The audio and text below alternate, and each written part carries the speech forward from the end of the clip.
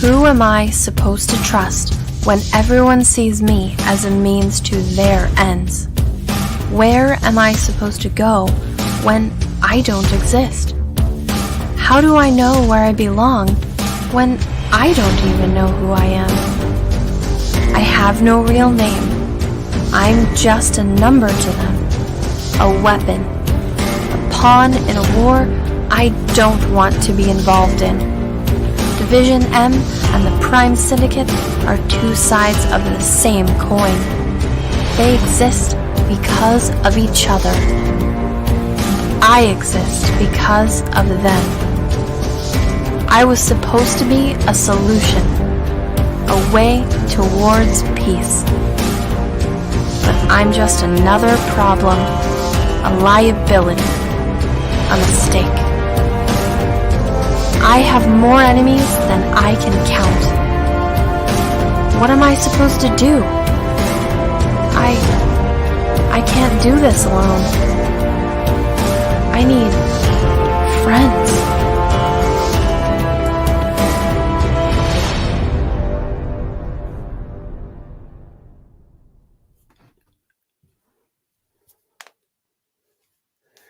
Woohoo! There we go. There we go, guys. Welcome everyone to another episode of A Drink with Brink, where I talk with other indie creators about their lives and their books and the campaigns, because people often invite me to their shows and give me time on their platform, and I appreciate it, and I want to do something in return for this amazing community.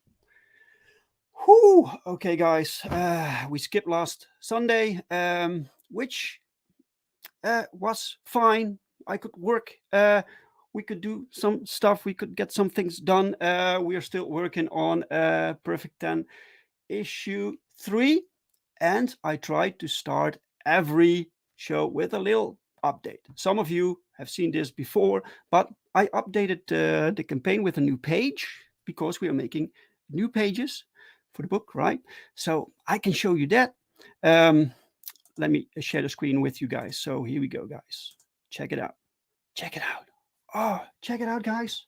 So beautiful, so fantastic, so phenomenal. This is so 10 here, and she's meeting some new villains also. We get a lot of new villains, guys. So I love creating villains, and yeah, so Pau is really working hard to get all these pages done, and Daniel is working in his magic, his coloring skills.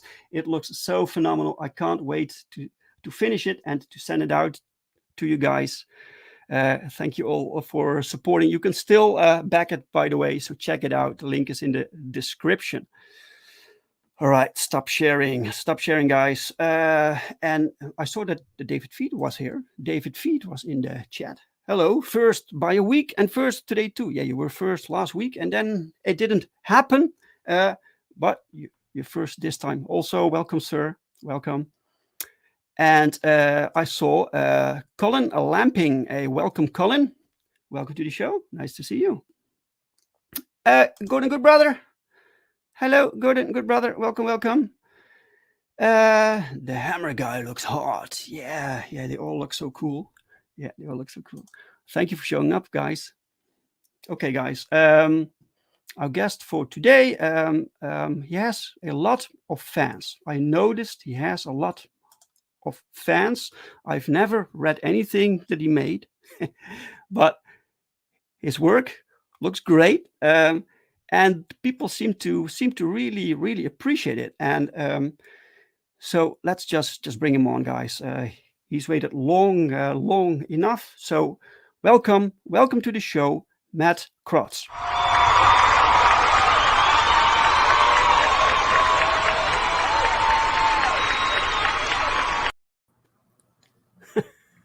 Welcome, Matt. Hey, howdy. Yeah, hey, Dave. Should we tell the chat why we had the why last week there wasn't a show?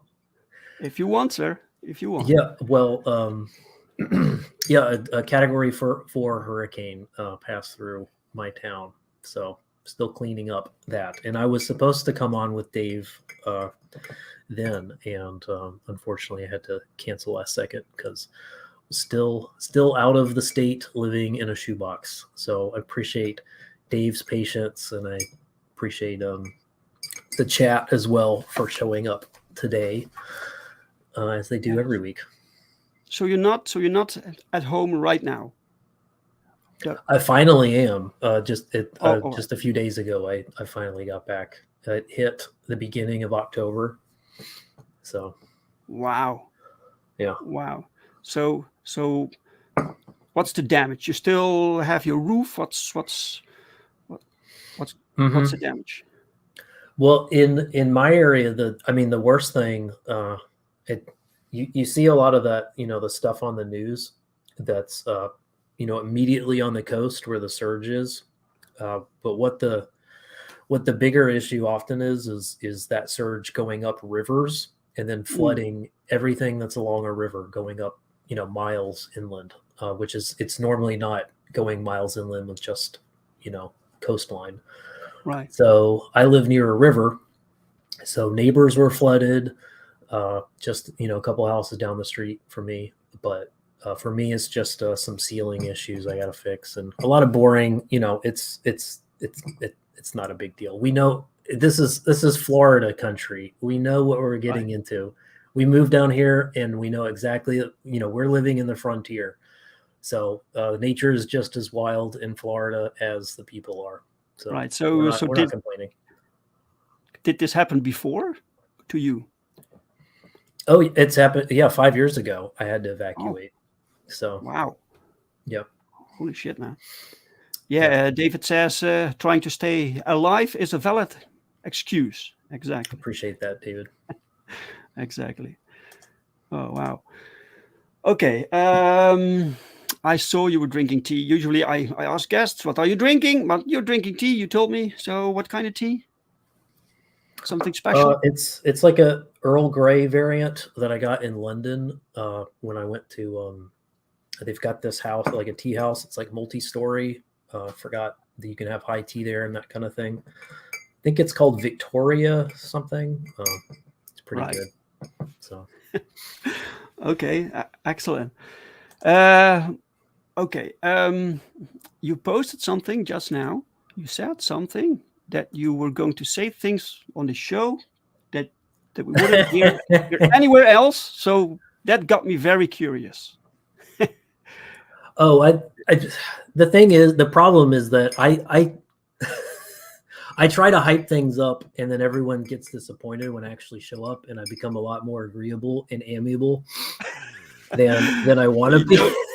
And usually it's because everyone's just so kind and nice, and particularly the hosts are just such interesting people that I end up actually wanting to ask the host more questions and not really want to answer questions myself. Like Perfect 10, this is what's going to be interesting is that you're talking to me. I'm Yes. a red-blooded American, and all I do is make European comics, basically. Yes. Right? Yes. It looks very European. And you yourself, like I'm gonna guess Dutch. Right? That's right. Maybe. Yes. Yeah, I know that. I used to listen to Armin van Buren a lot, so I Right. can Yeah. recognize that. Like, great. hello, yeah, it's beautiful. It's almost as weird as American accents, but Right. you're a Dutchman, and you're making arguably the best looking, American style superhero comic that's on Indiegogo, which is just it's brilliant. It's so well received. It's so critically acclaimed. The art is incredible and the story too. So it's just funny that I think both of us are kind of, I don't know. I'm just going to guess that we're both influenced by, we're just looking over the pond at what other people are doing and saying, exactly. I want a piece of that. I don't understand. Like, how do they do it like that? I want to do it too.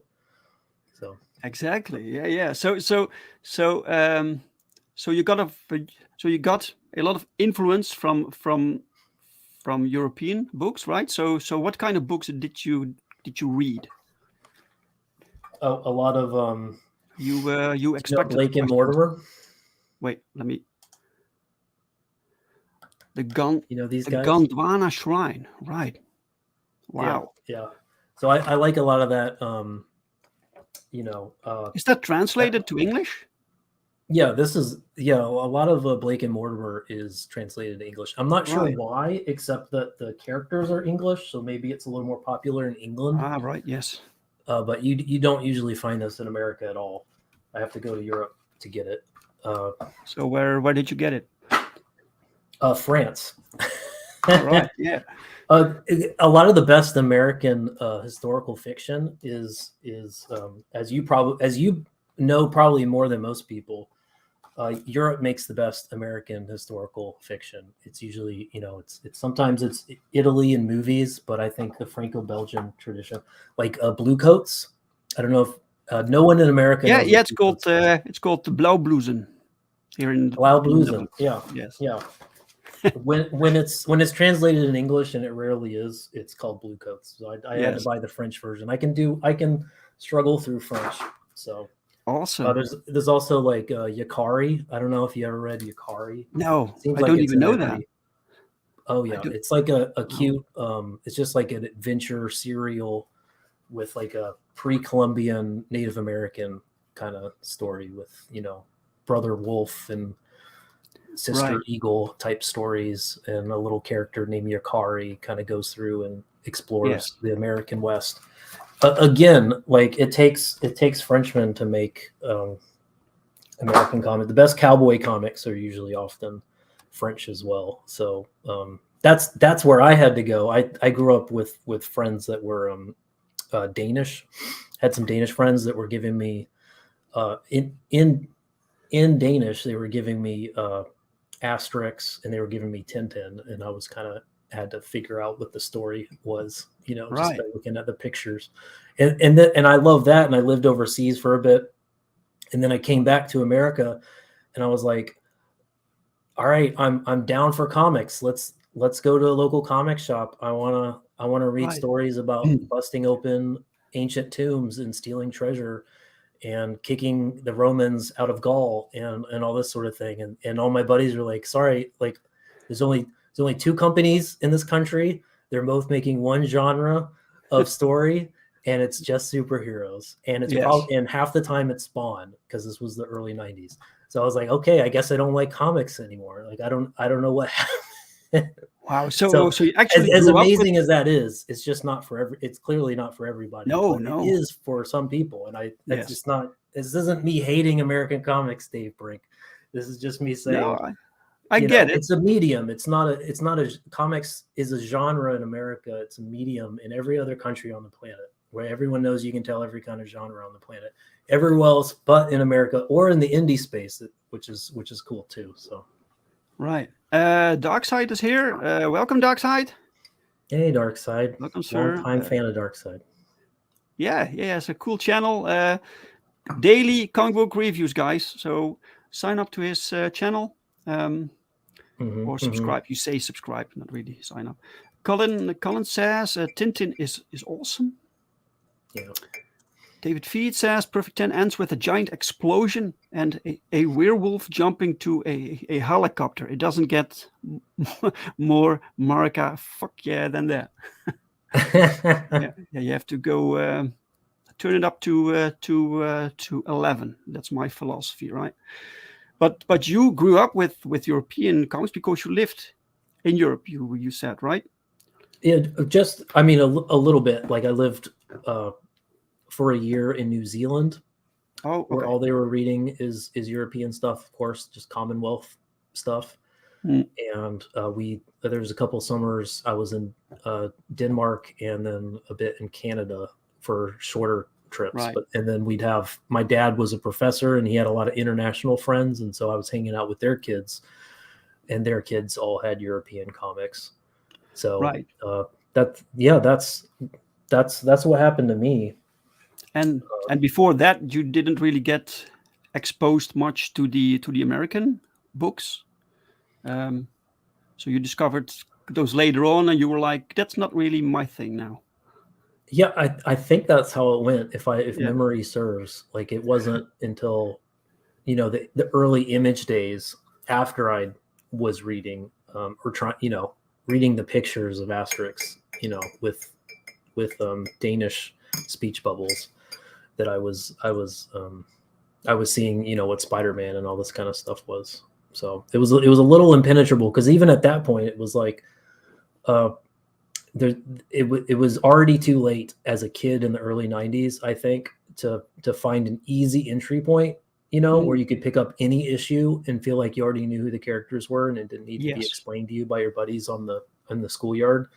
It already was becoming I guess a collector's market in a lot of ways. So it was a little too late for a lot of people. I think a lot of the folks in our sector seem like they got into comics in the 80s, when I think it was a little easier to break in as a consumer, as a reader, and actually and follow things kind of organically and naturally, like you would in any genre. But it was just a tangled mess. Or I could just say I like the pictures, I guess, but I don't know what's going on. It's the same with MCU. Like, am I going to start now watching the MCU? No. Too many movies. Yeah, that's true.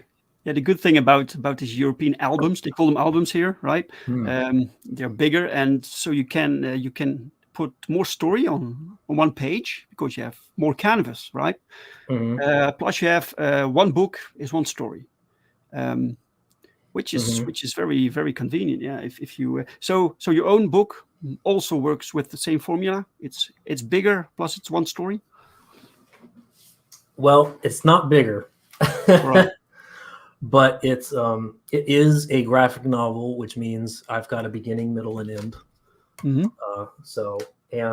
thicker. It's album thickness. Wow, I would say. That's 152 book. Pages. This is the second. Second, yeah. First is 128. The third is going to be around 152 as well. So they're pretty beefy, and they're only $20 for first printing is what I do. And then there's an ongoing second printing that's an annotated edition that's $30 that has like header and footer notes, kind of behind the scenes sort of extra content. So but these are limited runs. So. Right. Darkside says it's a freaking great book and I have enjoyed them immensely. Thank you, Darkside. Actually, Darkside is in. He's in Kyrie Book 3. So yeah. Awesome. He paid back in 2020 when I had this perk open to be in the third book as one of the bandit thieves that gets he gets a gruesome death of his choosing. So. Oh, so what death did he choose? Can you tell or not? I forget. I mean, it's been 2 years. Like I'm starting to draw now. I want to know how Marinus died. I wrote it down in a spreadsheet, and I'm drawing them actually, like entering the battle now. So I just got I forget. It was either he got to pick what his weapons were, and I have that down. And maybe Oh wow, that's great. maybe Marinus remembers. I do have it written down, Marinus. And if I have any questions, I'll make sure to DM you. But No, we've no, he got doesn't gruesome remember. deaths. He doesn't remember. Yeah. So Matt, where did you learn how to draw? Did you go to school, or are you self-taught? I did go to art school for undergrad, and I had more of a realistic drawing style, which I went to a school that was more focused on animation and Okay. stylized drawing, and I really kind of struggled with that until I think it was senior year. I kind of found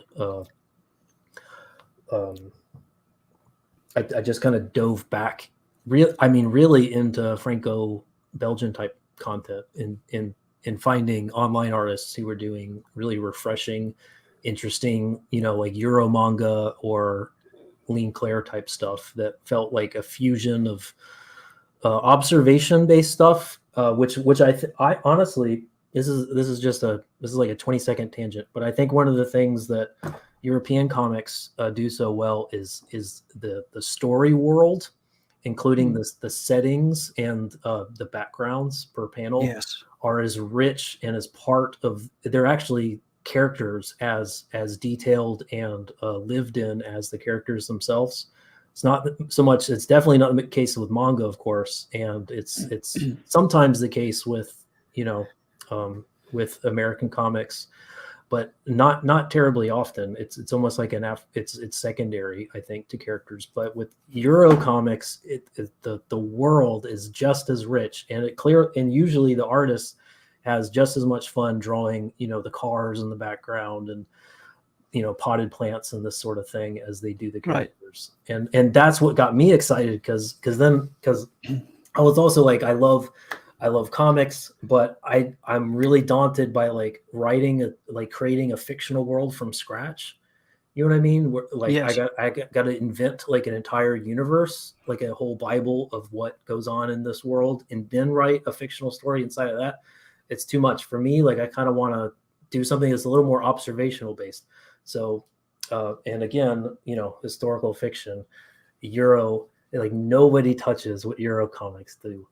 And a lot of times it's Dutch creators do, leading the charge in that way, every bit as much as the, Franco-Belgian people. So like rediscovering that and saying like, okay, I can do observational based storytelling with historical fiction.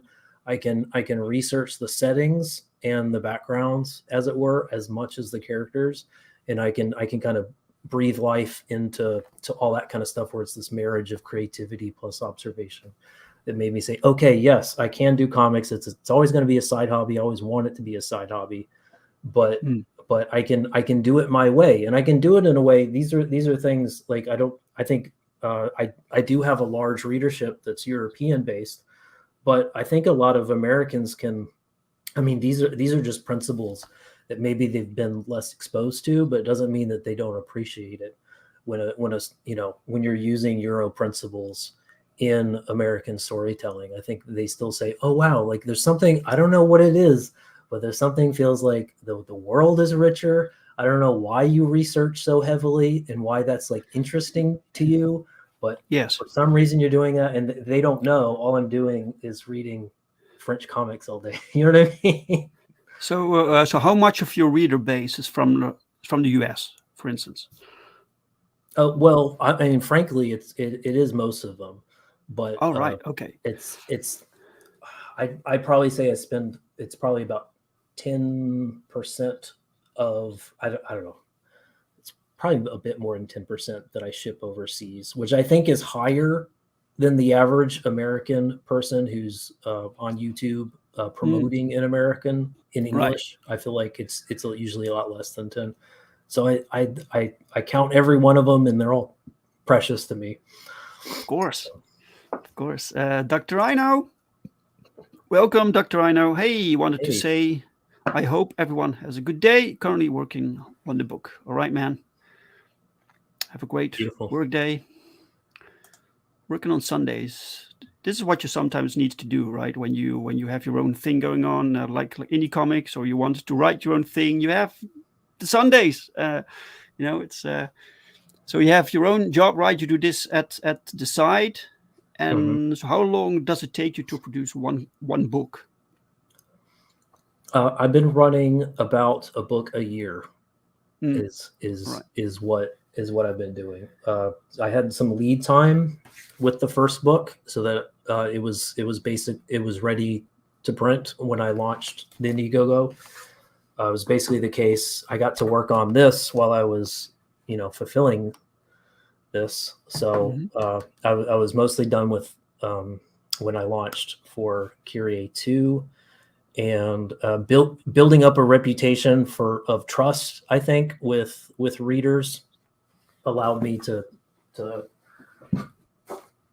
experiment, and I got to do Wild Tales. So I did the covers, but it's different artists with me coloring their work.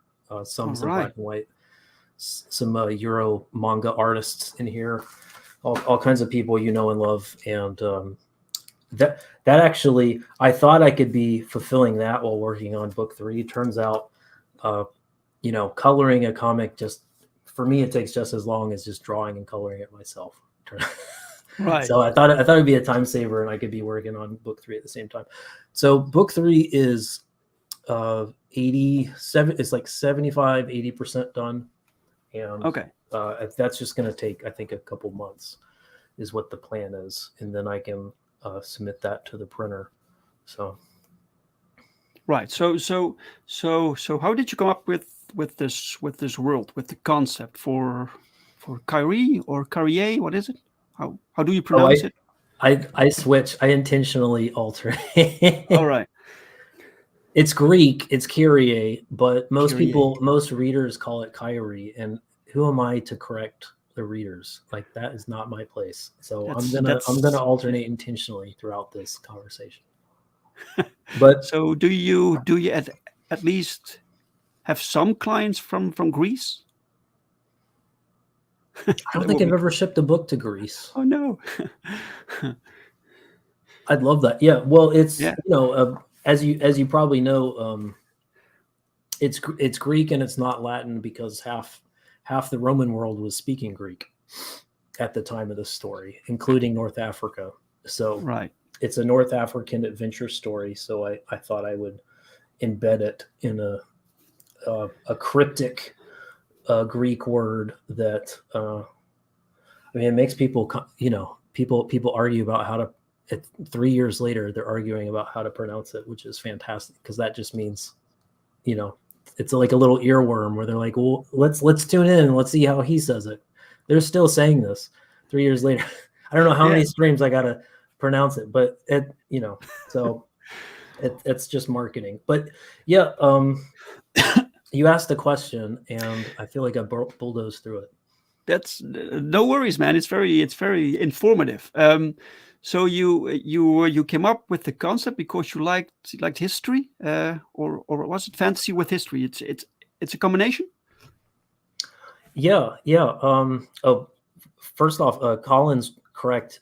It does mean the Lord. So, or it's from the phrase Kyrie eleison, which is Lord have mercy. So it's an allusion to, within the story, there's different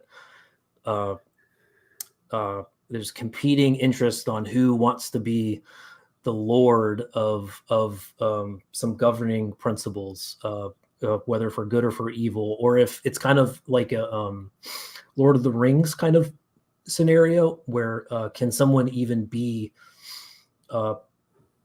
have that much power, which in the context of this story is being able to have the keys of Hades, basically, to be able to unlock or lock the gates of hell whenever they want, and control death.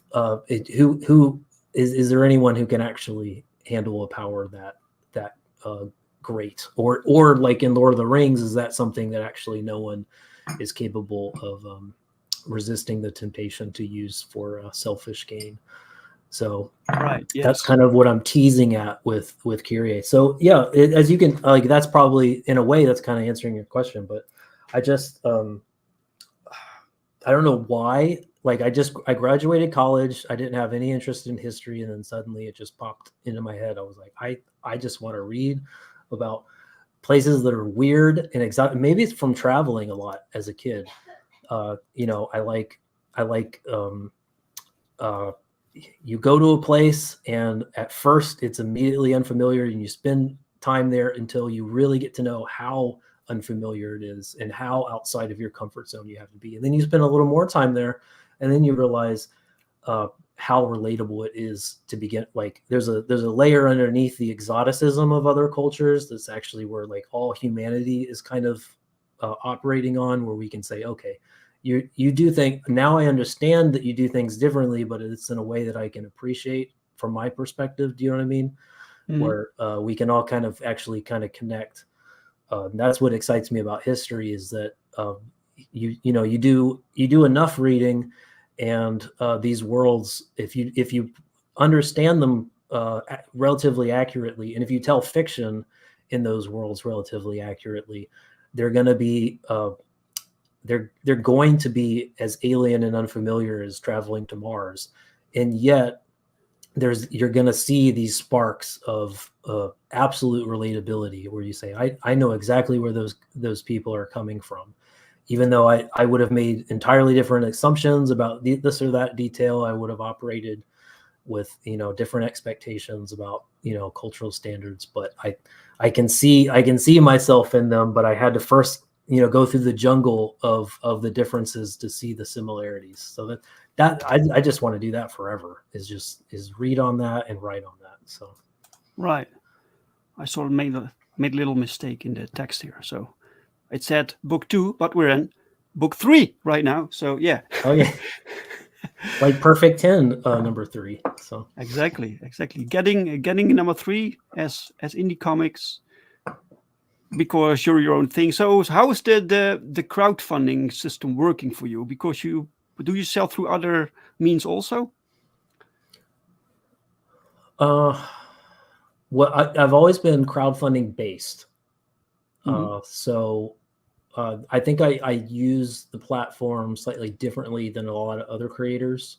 Like it all depends on what your particular market wants from you. But I've always, from the beginning, I've sold on Kickstarter and Indiegogo at the same time. I always make a tenth as much on Kickstarter as I do on Indiegogo. Other people have different experiences, but that's 3 years of going hard in the paint with both platforms. I've never had any. I have like 10 very loyal readers on Kickstarter. That's it, and I value every one of them. But it's not going up. But Indiegogo goes up, so I'm always going to do both. I'm always going to reward the people who come back. So I do both of those, and then I just sell on an ongoing basis. I always try to find a way to not just be sold out and then not have an option for people. That was a bit of an issue with this campaign, because I sold out of book 2. Oh yeah. You don't want to say, hey, buy book 3. There's always a turnover, and people are like, hey, I want to start. I'm just finding out about this book. I want to read all 3 books. Yes. And you don't want to just offer them a PDF. So that's why there's the annotated edition for books 1 and 2, if people would prefer to do that. So right. Okay, let's bring up your campaign. Usually now I show the campaign video, but for some reason I couldn't download yours. But no worries, you have it on your campaign. Good to know. Yeah. See if it's crashed on my end. It's you don't have to watch it. No, we don't have to watch it. You're not that satisfied with your video. It's just the pages with some cool music over top. It's not as in depth as other people's are. I've never been able to crack the promotional. So like you press play and it doesn't even go. That's so strange. Maybe it's because it's a Vimeo video. I don't know. Maybe Vimeo has different restrictions. Yes, that was the issue with me. Okay. No worries. We can just talk about it. So Kyrie 3 Rubbers in the House of 100 Gates. So what does this title refer to? Yes. So as some people may know, some historiophiles may know, there's a oasis in southern Egypt called Siwa, and a lot of famous people in the classical periods and ancient periods before that have traveled there to speak to an oracle. But what a lot of people don't know, and this is what Kyrie is inventing for you, is that underneath that shrine there's a mountain, and inside of that mountain is the House of 100 Gates. So the Siwa Oracle is actually a front. That's a temple that's on top, but you go underneath the temple to get the real stuff. So that's where you get the real what you're actually looking for. The ultimate, the last enemy of mankind, which is death, and there are some preternatural forces that are puppeteering a human oracle to with promises of giving you everlasting life, or the power to control life for you and for whomever you so wish. So that's really what attracts people like Alexander the Great, who goes there in this story, as well as in real life. And I kind of tell like the Kyrie history that's between the lines of what Alexander the Great was actually doing when he went there, not just what the classic historians said. I'm going to tell you what he was really doing. And then we've got these three characters, these outcasts and renegades and thieves on the frontiers of civilization, on the frontiers of the empire, who are going to they're racing to get there before imperial forces get there themselves, so that they can they're trying to figure out how to actually harness that power. So it's a competition to see who can get there first, who can understand it, and maybe who can destroy it before the other group wields it. So that's kind of what the Kyrie grand meta narrative is, and it's a 4-part series. This is book 3. There's going to be a book 4, and then it's over. I got a story that's going to knock your socks off, but you got So these books are you can read those independently, or is it one larger arc? It's just, you're going to want to start with book 1. Okay. You're going to want that. So. All right. Colin says, I should mention I found Matt's comic to be very well researched. Yeah, it sounds like it. Down to the clothes and the weaponry. Yeah, you did a lot of research, man. Yeah, it's fun. I mean, if you like costumes too, like every century in Roman history looks very different. And for someone like me, like I can draw hands pretty well. I can draw faces pretty well. Mm-hmm. Sometimes overall anatomy gets me, like I get a little noodly armed with those. So I just said, I gotta pick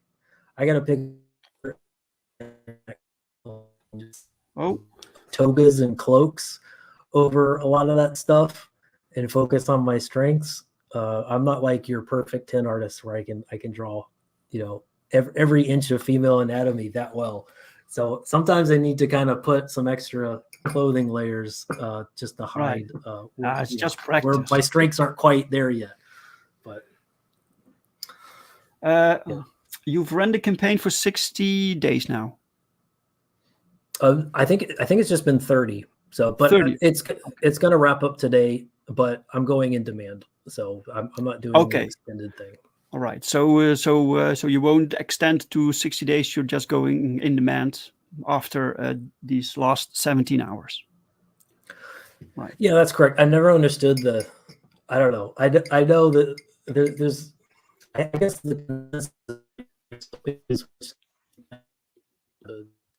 you're breaking up a little bit. Oh, am I? A little bit. Is it? Or it's me. I don't know. Anyway, this is so it's hardcover or it's soft cover. What is it? It's a blend. It's got these little end leaves, Right. like you'd expect from hard, but it's a rather thick, soft cover that, and it's perfect bound and all that sort of thing. So it's it's more than a soft cover. I'll do the hardcover edition for book 4 when it's all put together into one. Why did you choose the smaller format instead of like European size? Do you want? Well, the real reason Yes. is because I didn't know enough about formatting, and so I draw this stuff digitally, and I just thought, I guess, I get printer paper and it's 8.5 by 11 inches, which is, what is that, like A1, I think, over there. And I just said, I guess I'll just have that, and I'll just scale it down to whatever. It turns out comics are usually a lot taller in less wide than printer paper. So I didn't realize this. This is 8.5 by 11, but scaled down a little bit is what ended up happening. But it creates a conversation point, I think, for people, which is kind of interesting, because then I get a wider experience with the comic than, sometimes comics can be so tall that you open it fully up and the most you get is like a square for your experience, but you get kind of like a widescreen effect. Yes. With this, which is kind of fun. And I think drawing people landscapes, handy. This might be cool, right? Yeah, so there's, I do double page spreads and all this kind of thing. So it's kind of fun to like go extra wide, and I've got like a cinematic border type feel. So it's like, I'm trying to like cue you in that, the outside world, we're just going to darken that for a bit, and then you're going to get like, the widescreen cinematic story this way. So. Beautiful, man. It was great. Colin says, I like it still, fits on my bookshelf nicely. Yeah. Oh, good. If it was too tall, that could be a problem, but I haven't had any complaints about it being too short yet. So. Exactly. Yeah, this art style is really cool. So so you do also your own writing, you said, right? Do you find it difficult to write your book, to structure it, and to place it into sections that you need, and chapters and stuff? I'll just quickly say, so like the way I do it, the impression I get is a lot of people don't do this. They just start and they just write, a 50-page script or something. But for me, like I've got a lot of Google Docs, and I just say, how many scenes do I have? Let me just write the titles for each scene. And these are titles just for me, and it lets me know what needs to happen in that scene. So I know how the story is ending in a place that's different from where it began from that scene. And then I can fill out each of those scenes, and those are kind of bite-sized. Every scene is a story. So if I can just work scene by scene and tell a beginning, middle, and end, where characters are competing between their wants and their desires, and with each other's wants and desires, and someone is edging the others out, where they're actually able to land something, where they're a step closer. Maybe at someone else's expense with what their conscious wants are and what their unconscious desires are. If I can do that per scene, and I feel like there's not too many or too little of those, I mean, that's a book, I think. As long as eventually they've got to reconcile between their wants and desires, and you need to have that climax of where they either realize that their desire, they actually discover what their desire was that they were repressing or afraid of, and they realize they don't have what it takes to grasp that, and that's a tragedy, or you get that victory of them maybe sacrificing their wants in order to obtain their desires. So there's that kind of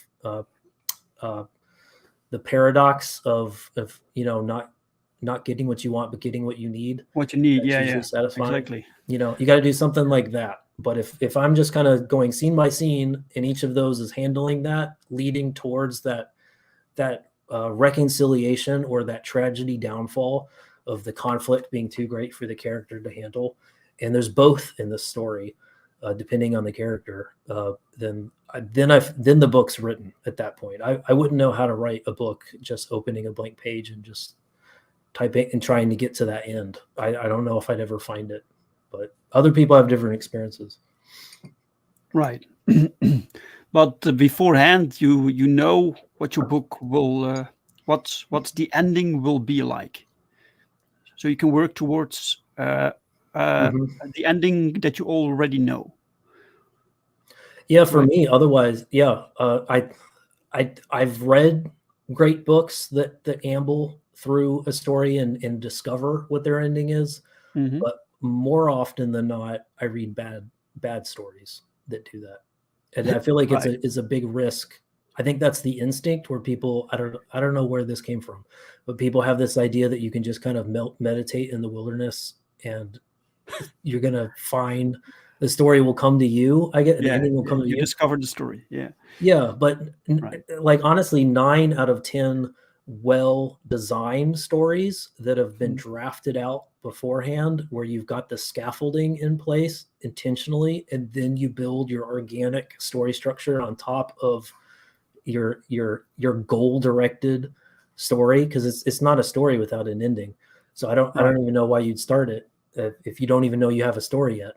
So like 9 out of 10 of stories that are well designed end up being at least a very entertaining experience, because you're surprising people, but also rewarding people in the right ways you're giving them what their expectations are, but you're also, not necessarily subverting those. Sometimes that can be good, but sometimes you're also just giving them what they want, but in a way they didn't ask for. They didn't know they would enjoy it that way, but you gave them something fresh, but met their expectations. That has to be designed usually. That's just how the professional of writing happens. So that I'm gonna go the road where 9 out of 10 stories work. You know what I mean? I'm not gonna go the road where only 1 out of 10 are successful by just kind of ambling through, just wandering through my own story, right? Spending all these hours drawing for years, not even sure if I'm going to land. That's good point. Yeah, that sounds like hell. Yes, good point, man. Area Blackness is here. Welcome. Hey, what's up? Welcome, Area. Okay, so these colors, it looks like you chose to use something like a like watercolor, aquarelle kind of look, right? But it's mixed with something else. It's interesting to look at. May I share my screen for just a moment, and I can show you what I didn't tell you I was going to do this. I didn't tell him, chat. I didn't tell him. I'm a big fan of Uncharted. So Uncharted is awesome.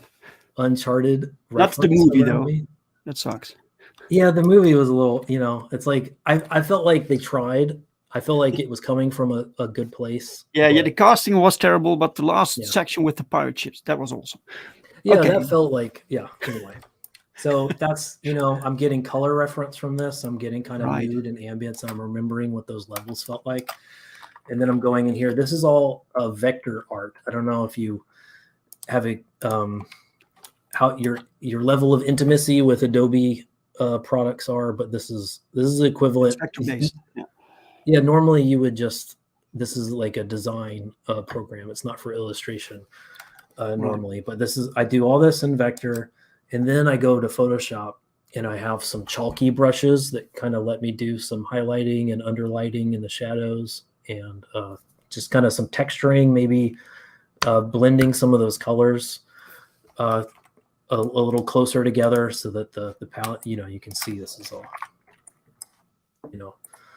but this is inside the House of 100 Gates. This is the device that they're coming to. There's some really cool strange. I actually built this in Maya in a 3D program to figure out how the mechanics would work to make a fountain that can rotate and actually have a geocentric solar system model on top that rotates the And I spoke to, there's a guy who actually did a recreation. He's a scholar in England who kind of tipped me off to where I could find some good research on this. It only came out a few months ago. I wouldn't have been able to do this satisfyingly until a few months ago. There was some published paper on how someone actually made something from before this period that was accurate. It would actually, it's the Earth in the center of the solar system, and all the planets, or the 7 that they knew of, rotating around it, including sun and moon, and it all works accurately. So I kind of recreated something like that. There's a little bit of movie magic, comic book magic in some of those, but I think people are going to be very satisfied waiting 3 books to get to this point. They're gonna see this thing in action, and I explain the mechanics of it in I think a fun, dramatic kind of way, like Uncharted does, where there's a puzzle inside, that the final boss is a puzzle usually, right. And that's kind of what's happening in this story, and it's elaborate, it's exciting, it's fun, it's rewarding expectations, but surprising you too. So that's what I do. Most of it, like 85% of the comic is just vector, and then on top of it, I just kind of do some Photoshop stuff, which is entirely opposite with the way you should do it. The only reason I started doing that was because I didn't have Clip Studio Paint. I was too lazy to learn it, where you can do vector and raster in the same program. So you can chalk this one up to laziness. But yep. Holy shit, man! So you make 3D models and you integrate them in your comic, so you can draw them from every angle, and it's always correct. Yeah, I just make my own reference that way. I don't. Right. I couldn't imagine trying to make this up just off the top of my head. So. Right. Let me see. Colin has a question. My only question is it geocentric or heliocentric? Colin, you are a gentleman and a scholar. I wasn't going to drop the word orrery, partly because I have trouble saying R's, and also because it's orrery. And I didn't even learn that word until I found this research. But it is geocentric. But here's the thing people don't understand about geocentric models. First of all, the heliocentric was first.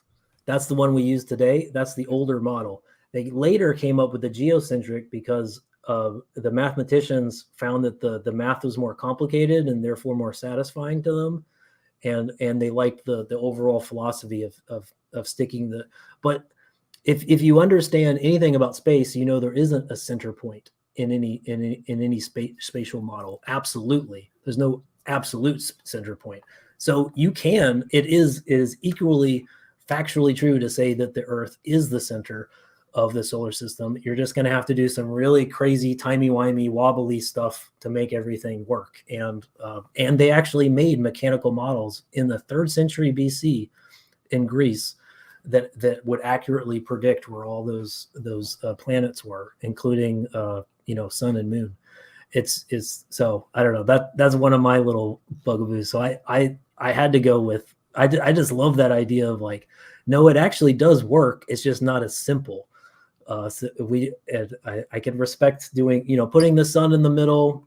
Okay, it's, you've got a lot of concentric circles. That's cool. But why not have something wild and surprising that's what gets kids' mind. You want to get kids interested in science, put the Earth in the center of the solar system and have them figure that out. That'll get them interested. So, anyway, that's my exactly. Darkside says, saved by the bell, Dave. Haha. I think you mean before I was going to try to say orrery. Orrery, I could say it. No yeah. Once again, you're well researched. Yeah, impressive, man. Very cool. So almost as well researched as the chat. So okay, yeah, this very nice to look at. Yeah, we're having fun. I do different styles in this in order to demonstrate. So this is part of one of the main characters exploring exactly memories that he has about his own childhood. So I thought that's a great excuse to kind of expand what people are expecting from Kyrie and surprise them with like a recollection based style that's particular to that character. So I can return to that in future recollections, and for different characters, I can try a different style, and it still thematically fits. There's still a language, a visual language for the story, in the present tense, but in the past tense, I can kind of play with memory somewhat. Right. So. Right. Beautiful. These are, let me see, second edition of issue 1 and issue 2, right? Mm-hmm. Second editions. That's great, man. Look at these architecture, man. It's fantastic.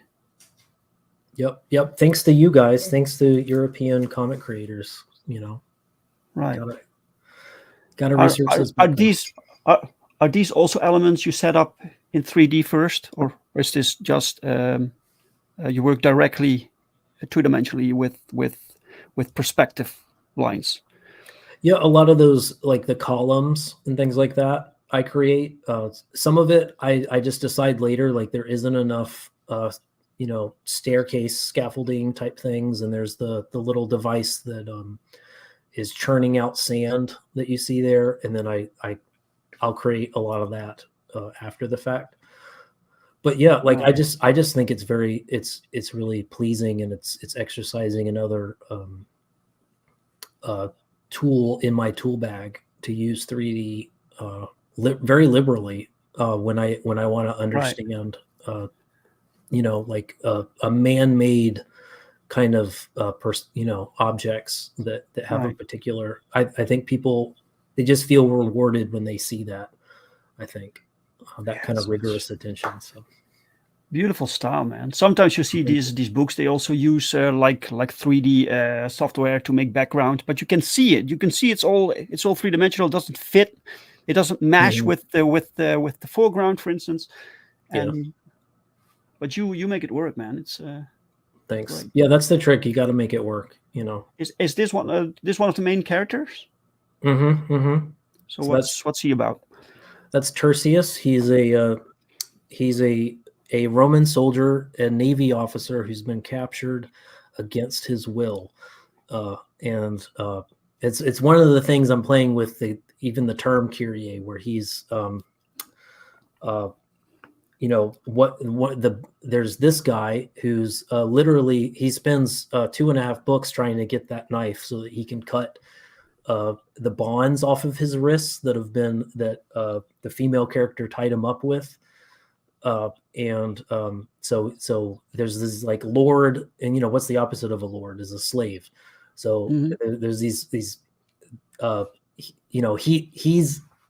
he's struggling with what he feels like he needs to liberate himself from, but then there's a layer beneath that with his parents and his heritage and what makes him admire the Roman legions and made him want to become a soldier to begin with, that actually is a deeper level of that lord slave paradigm. So this is a important point in the story where he's physically freeing himself, and he's actually he's a step closer to kind of metaphysically, the story. He's finding freedom in the story just a bit more. So that's kind of what's going on. Right. Yep. And every character has their own color of word balloons, speech balloons. Yeah, so that lets you know, like, this is me. I really don't understand how most comics do it another way. I feel like they're probably like more advanced speech bubble artists are able to pull this off, perhaps, or maybe more advanced drawers can organize their panels in a way so that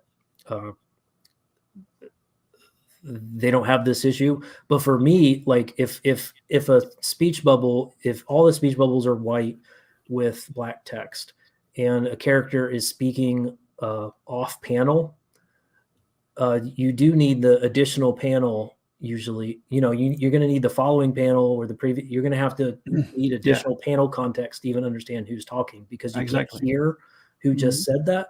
But it was a trick. I've seen it. I didn't invent this, but I've seen it in webcomics where people will use they will color code their speech bubble so that you actually know, and it actually gives me more freedom where I can do stuff off screen and you more readily understand who. It's just like with a movie, you can hear who said something off screen. I don't want to lose people with those sort of things. So I want to try more. I like to push the panels and do more interesting stuff in order to, but without losing people, I need to actually kind of try some stuff that the indie sphere is good at, like doing weird stuff with speech balloons, so that you actually know. And it's also kind of like it's color coded in an interesting way where depending on where the characters are from, there's a color family.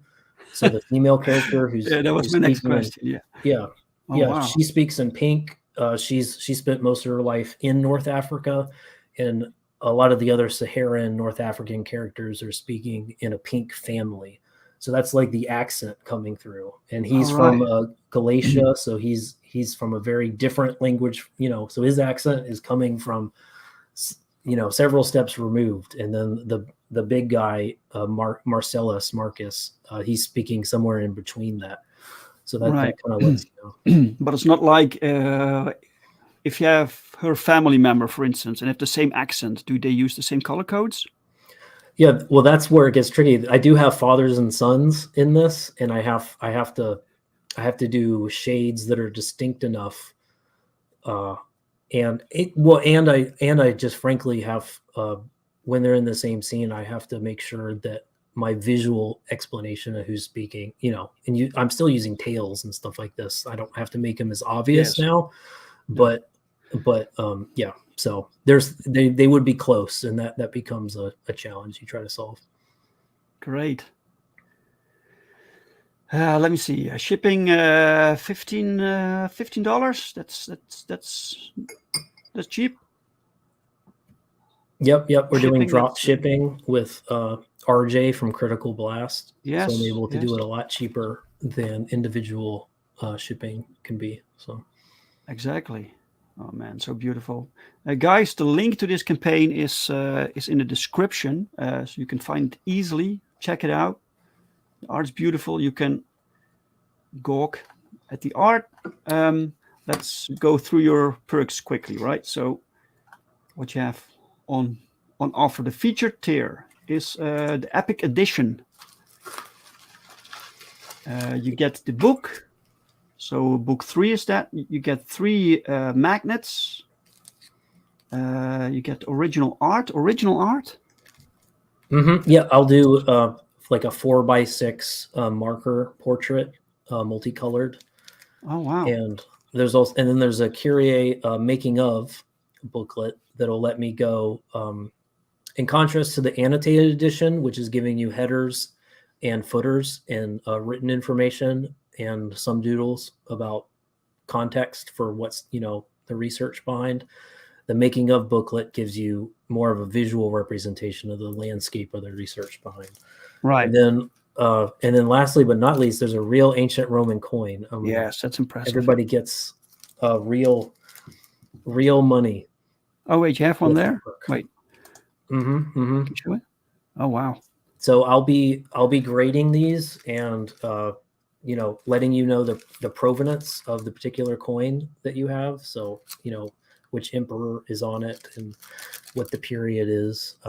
But I basically bought a hoard of coins that were found in North Africa, and I'm gonna get you one of them. Some are worth more than others, so you get kind of a fun grab bag. The coin alone is worth the investment, guys. Plus, you get these books. You get with the coin, right? So yeah, excellent. Then you get the PDF, which is great because not everyone wants to deal with the shipment costs, which is pretty low in this case. But still, I think some people do not want to offer these digital versions, and I'm like, why not? Come on. Yeah, I've always been pro digital, especially with my interest in getting European folks to check this out.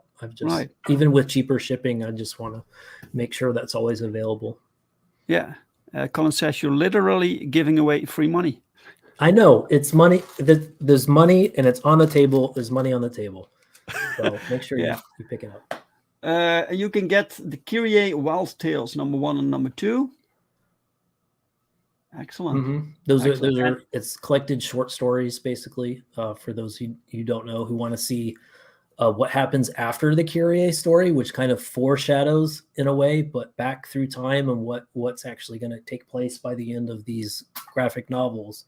The floppy comics show you what some of these characters have been doing a couple decades after the events. And you made these together with other artists, right? Yep, with I hired other artists to draw, and I wrote and colored their drawings. So it's good variety of folks out there. Yeah, wow, fantastic. Then you have book 3 without all the extras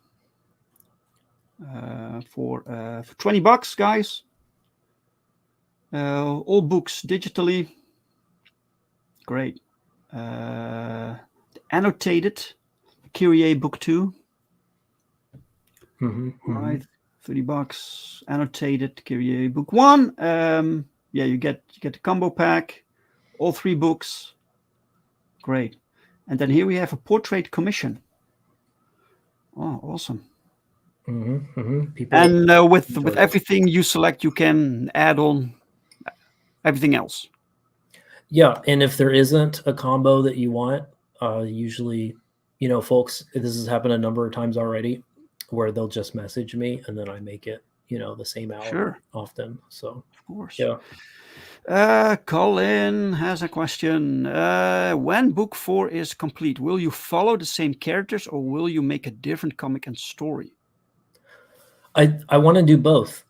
That's what Wild Tales is letting me expand the story a bit more so that I can kind of go, what's fun about historical fiction, especially when it's treasure hunting historical fiction, is you can say these stories are pretty far in the past, but they're uncovering their own ancient history from their period.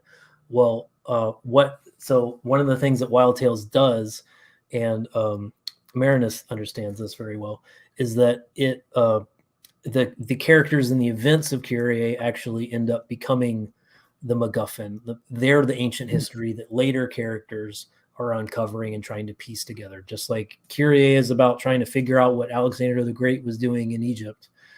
Other characters are trying to figure out what those characters were up to later on in life. So I do have stories in various stages of development that I'd like to continue exploring with that. And I also want to try other stuff. There's a cyberpunk story that I'm trying to get off the ground. I kind of want to explore different properties and kind of surprise people straight out the box with something entirely different. But I'm not going to drop these characters, that's for sure.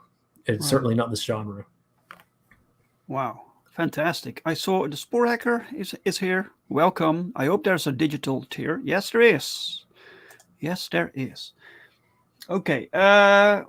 Okay, guys, it looks great. Get on this. Let's refresh. You never know. You now have 151 backers with 17 hours left. Refresh. 153. Oh wow! Thank you. Yes! Hell yeah! Hey, come on, baby! Come on! Yes! Come on! Ah! Yes! Yes! You know what? Congratulations, man. That's in euros, but because of my love of European comics, I'm gonna say we broke. I'm gonna say we broke the 7K tier now. Yes, you did. I won't put it $2. So you broke 7K. Congrats, man. On this stream. Thank you so much, Dave. So I got to figure out what to do for that. Last night I ate grasshoppers on tacos. That was 6K, 5K. I did the mustache. So yeah, it was the first time I ever saw you on stream with Bancroft. Yeah. I usually don't. I don't turn on the camera, but I just decided I feel like that. You only got to do that when you're ready. No one can tell you when you're ready. When you're ready. I feel like I'm ready now. So. Right. Okay, guys. Thank you so much for backing. So check it out. Link is in the description. While you're at it, you can also still back Perfect 10 issue 3 and Crossworlds. We are trying to finish Perfect 10 issue 3 as soon as possible. Crossworlds is completely done. It's printed. I have it right here. It's printed. Everything's printed except for the main book. So, we're a little bit delayed, but no worries. It'll be awesome. And you can sign up to American Bliss Father's Pride, which will launch next Friday on Bancroft's channel. So sign up while you still can. All right. Let's see if I missed anything. A quick question from Tank Ferret is here. Tank. Hello, Tank. What's up? Hello, Tank. Just in the last minute. And you say you will DM Darkside for his question. That's great. Okay, Matt, I wanted to thank you for being my guest today, showing us your wonderful campaign, your wonderful books. Thank you for letting me hang out with you and go a bit long. And it's very generous of your time, and for letting me, do a couple of rain checks. I think we had to do 2 rain checks, which is just terrible. No worries, man. But... No worries. Okay, thanks again, Matt. And special thanks to the chat for everyone who showed up and who watched and who liked. Please like, and who shared and who backed. And thank you so much. We love you guys. I will be back next Sunday, same time, same channel, a new guest. I can't tell you which guest just yet, but I hope to see you then. Thanks, guys. Bye-bye. Perfect. See you.